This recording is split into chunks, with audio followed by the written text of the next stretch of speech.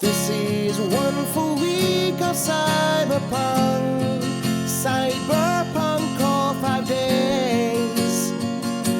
Let's talk origins and some new romance. Even feature top 10 novels if you can. What is Cyberpunk? Hi, I'm Michael Leverts, and this is Fit to be Read.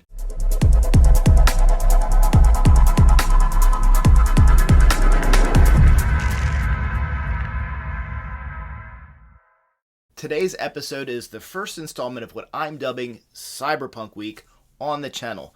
I'm Mike Everts, and I'll be your host all week. Check back every day this week for the next installment. You'll want to use this and this to keep this on your radar. Tomorrow I'll be diving deeper into the origins of Cyberpunk.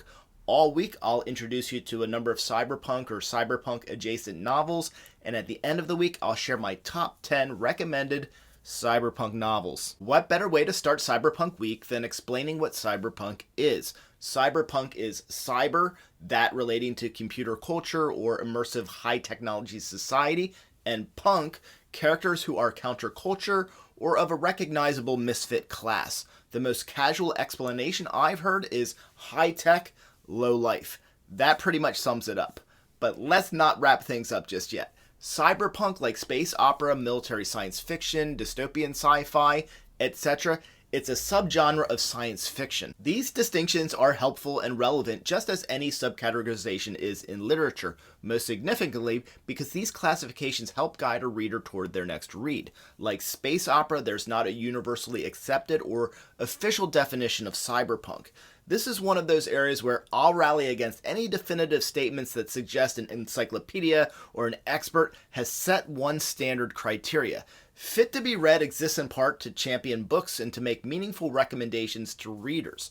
For the purpose of this channel and statements or classifications that I make about cyberpunk, I present this definition and explanation of what cyberpunk is. To me, diving deeper into high tech and low life, three primary elements of a novel form my opinion of its cyberpunk bona fides. These three elements are atmosphere, character work, and culture. I know with sci-fi, a dystopian, dark, decaying, or lawless world means there's a good chance I'm looking at cyberpunk. There's also an expectation that the story is set entirely or in part in the future. An example of this type of setting is the gritty, noir future Japanese port city presented in William Gibson's cyberpunk classic, Neuromancer. Because the setting is noir or lawless does not immediately identify the story as cyberpunk. With a dark setting, there is an expectation that there will be marginalized, misfit, or dissenter characters. The lowlife, so to speak. There is a rich and dynamic catalog of cyberpunk novels, and the term lowlife shortchanges that record. My expectation when reading in the genre is that I will encounter, yes, misfits, degenerates, outcasts, punks, but also individuals who are maybe just marginalized because of the dystopian setting, or their lives are impacted as a condition of a prevailing cyber or computer culture. Great examples of this type of marginalized character are hero protagonist and YA from Neal Stephenson's brilliant and imaginative Snow Crash. Hero, among other things, is a hacker, a sword fighter, pizza delivery guy working for the mafia, and lives in a dilapidated storage unit. YA is a courier more than willing to shun the law. She embodies a unique brand of punk attitude and gets around on her futuristic skateboard by pooning or latching onto vehicles using a cable with a magnetic attachment.